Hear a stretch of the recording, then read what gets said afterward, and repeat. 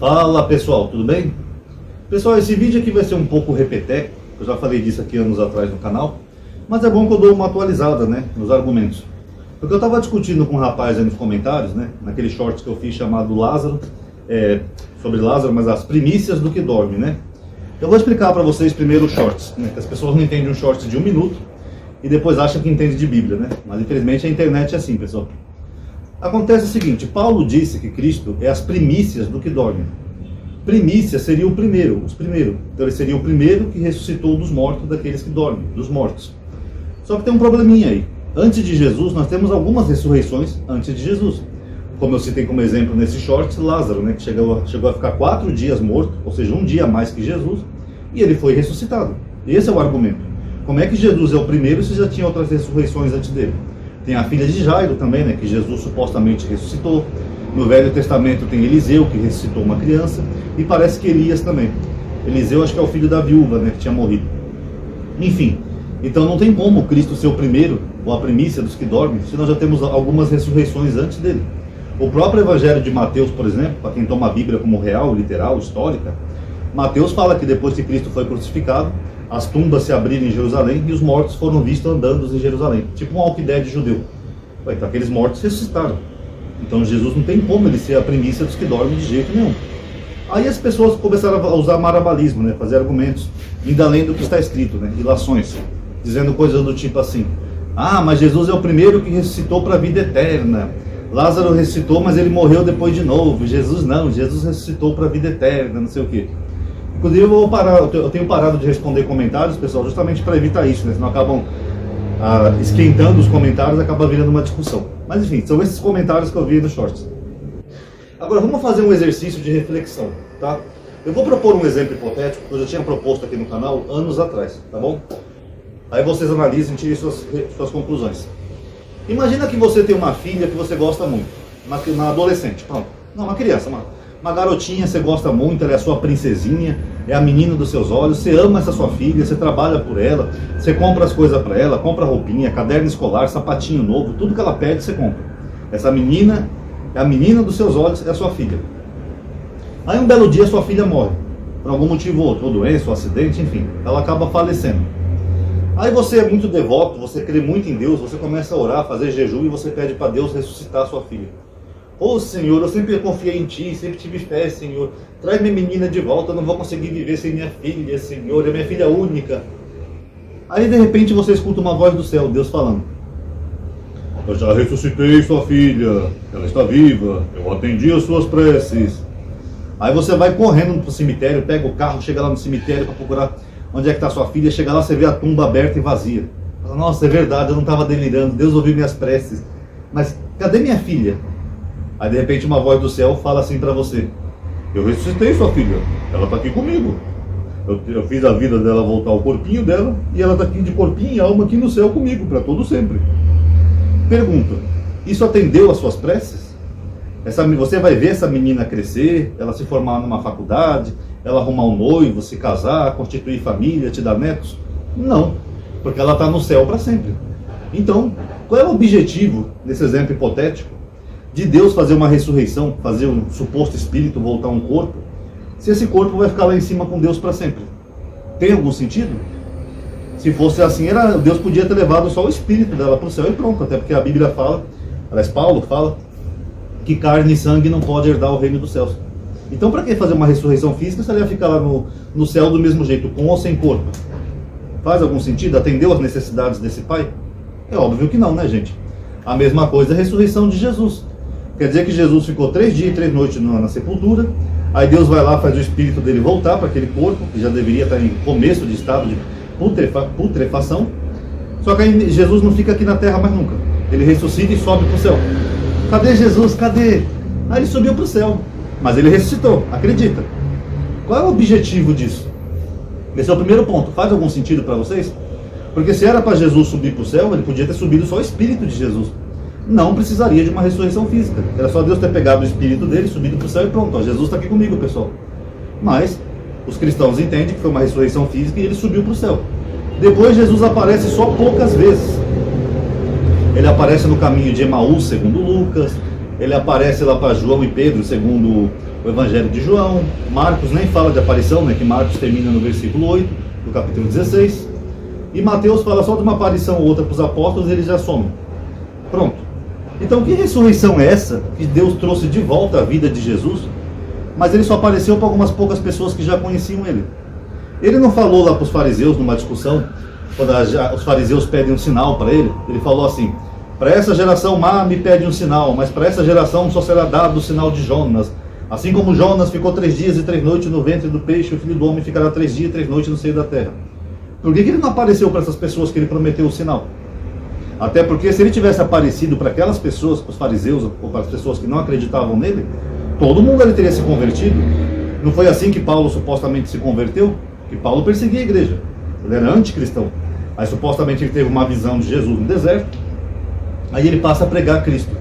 Então se Cristo tivesse aparecido vivo ali para todas aquelas pessoas, gente, todo mundo teria se convertido, até Caifás. Imagina Caifás andando pelas ruas de Jerusalém, daqui a pouco ele vê Jesus. Nós não matamos aquele Galileu? Sim, nós entregamos eles por romano, pregamos ele na cruz, nós ouvimos morrer, Galileu. O que é isso? É loucura. Aí Jesus fala: não, não é loucura, Galileu. Eu disse para vós que os poderes que eu tenho são do meu Pai, e meu Pai me trouxe de volta à vida. Pode vir tocar, pode ver. Eu estou vivo, fariseus hipócritas. Porra, toda Israel teria se convertido a ele. Até o Gamaliel, aqueles outros que não gostavam dele, sabe, as pessoas que viviam discutindo com ele segundo a Bíblia, todo mundo teria se convertido a ele. Agora, a conversão ao cristianismo, ela se baseia no testemunho de pessoas que viram Jesus aleatoriamente.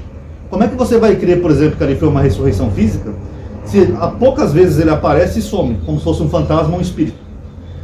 A teologia espírita, pelo menos, era mais coerente nisso. Ela fala que ali era só o espírito de Jesus, que o espírito se materializava e depois sumia. Pelo menos faz um pouco mais de coerência. Ah, Amadinho, mas ali em Emaús ele comeu peixe ali com os apóstolos, e segundo João, ele mandou Tomé tocar na chaga dele para ver que ele estava ali em corpo físico.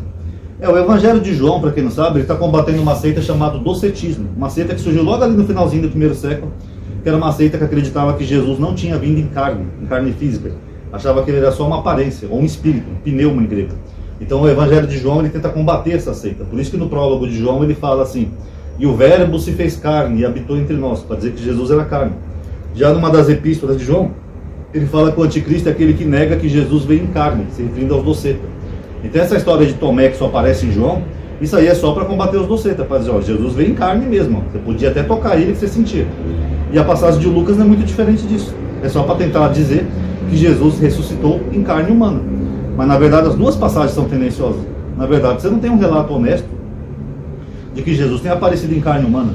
Na verdade o evangelho mais antigo é o de Marcos, ele acaba no capítulo 16, versículo 8, para quem não sabe, tá? Marcos não tem final. E Marcos não tem nem sequer ressurreição. A ressurreição começa só a partir de Mateus e Lucas e depois João. Então como é que fica isso? Ah, Amadinho, mas no livro de Atos fala que ele apareceu para mais de 500. Bom, Atos já é uma outra coisa, né, pessoal? Eu já tenho aqui uma playlist sobre Atos. Atos é um livro que é o mais falso de toda a Bíblia, é o livro de Atos. Tanto que o Bart Ehrman observou isso numa das suas obras. E até a Bíblia de Jerusalém que eu tenho, eles comentam que as histórias de Atos elas foram provavelmente construídas por Lucas. Porque não tem como elas serem reais. Elas têm duplicatas, tem um monte de erros geográficos, tem anacronismos, tem erros históricos. Então o livro de Atos não serve como prova de que Jesus ressuscitou. Então eu pergunto: faz sentido para vocês Deus usar todo o seu poder, Deus que pode criar buraco negro, matéria escura, supernova, etc., ele usar o seu poder para trazer alguém de volta à vida, para esse alguém subir para o céu, e todo mundo ainda acreditar nisso sem ver a pessoa? Eu, nesse exemplo hipotético que eu dei para vocês acreditariam? Se eu chegasse aqui para vocês e falasse: olha pessoal, eu sempre fui agnóstico, mas aconteceu um milagre na minha vida, viu? Minha vizinha morreu semana passada, Deus ressuscitou minha vizinha, pessoal. Ela estava mortinha. Deus foi lá e trouxe ela de volta para a vida. Poxa, Ronaldo, que legal, eu também sou ateu, Ronaldo, mas eu vou até me converter se eu acreditar. Cadê sua vizinha? Deixa eu ver ela para ver como é que foi a experiência dela. Ah, ela foi para o céu. Deus ressuscitou ela e subiu ela para o céu. Ah, Ronaldo, mas aí como é que eu vou saber se é verdade? Não, é verdade, você tem que acreditar. Ela subiu para o céu. Vocês acreditariam? Vocês que estão vendo esse vídeo acreditariam? Quer dizer que se eu falasse que alguém famoso conhecido, vou tirar minha vizinha, alguém famoso morreu, e depois eu falo que esse alguém voltou à vida, mas eu não mostro nenhum vestígio dessa pessoa, só o testemunho de poucas pessoas que já conheciam ela, vocês acreditariam? Pois é assim que o cristianismo tem feito em 2000 anos. Eles pregam uma crença baseada em algo que ninguém viu. Até Paulo, né, que diz que viu Jesus no deserto, a aparição como é narrada ali no livro de Atos, Ninguém sabe como é que foi a aparição. Uns falam que foi só uma voz, que ele ouviu, os outros não ouviram, depois era uma luz que uns viram e outros não viram. Cheio de contradição ali em Atos. Mas, cadê Jesus? Por que ele não apareceu fisicamente para Paulo, pegou Paulo pela mão, levou ele para a cidade e tal, se ele estava vivo? Então, com todo respeito aos cristãos, mas é muito difícil de acreditar que alguém foi ressuscitado, se esse alguém não fica nem sequer um dia sequer na terra. Não fica aqui com as pessoas, conversando, tomando banho, se alimentando, fazendo as coisas que um corpo humano faria normalmente. Esse alguém é ressuscitado, mas evapora que nem um balão de gás hélio. Aí é meio difícil, né, pessoal, acreditar. Como é que a pessoa está ressuscitada se a pessoa sumiu, foi levada para o céu? Pela lógica, que nem o exemplo da garotinha que eu dei para vocês, alguém que fosse ressuscitado era para morrer de outra circunstância. Viver até uma idade avançada e morrer de outras coisas. Pegar um câncer, uma doença, um acidente, qualquer coisa. Mas a pessoa ia continuar viva até quando acontecesse algo que levasse ela à morte. Então Jesus também. Se Jesus tivesse sido ressuscitado por Deus, ele tinha que ter continuado vivo até chegar na idade adulta, na velhice, e morrer de causas naturais. Ou por algum outro motivo. Mas não existe isso, a pessoa é ressuscitada e subir para o céu, pessoal. Isso aí é muito difícil de acreditar. Por isso que ninguém nunca acreditou nessas histórias, pelo menos dentre os judeus, né, ali de Israel, nessas histórias, porque você não tem uma prova concreta disso. Ninguém viu Jesus, entendeu? Só viram pequenas aparições que a gente poderia até deduzir. Eu não tomo o Novo Testamento como real, tá? Mas pelo que está escrito, a gente poderia até deduzir que são aparições de espírito. Acontece, às vezes, quando alguém morre, a pessoa vê o espírito de alguém que faleceu. É muito comum isso. É até meio psicológico, né? Às vezes a pessoa perde um ente querido e ela vê o espírito da pessoa. Parece que é o mesmo que aconteceu com Jesus, tá bom? Então tá aí, galerinha, esse vídeo é para reflexão, tá? Eu ando um pouco cansado ultimamente, até porque eu não ando muito bem, por isso que eu tô com dificuldade de fazer novos vídeos ou sair um pouco dos temas diferentes. Eu vou tentar em breve fazer aquele negócio do curso de teologia, ou exegese, né? Como eu analiso aqui a Bíblia, tá? Eu vou começar em breve, eu vou preparar um material para isso, tá? Eu não sei se eu faço um esboço, com captura de tela, ou se eu uso a lousinha. Mas eu queria trazer para vocês, primeiro, começando trazendo regras de hermenêutica. Regras. E quais são as regras que eu sigo para interpretar um texto, tá bom? Mas mais para frente eu vou bolar aí, tá bom? Quem gostou, dá um like aí no vídeo, tá bom? Isso ajuda a aumentar a atividade, agora que o YouTube tá bugado. Comente o que vocês acharam, tá bom? Obrigado aí por terem assistido. Paz a todos.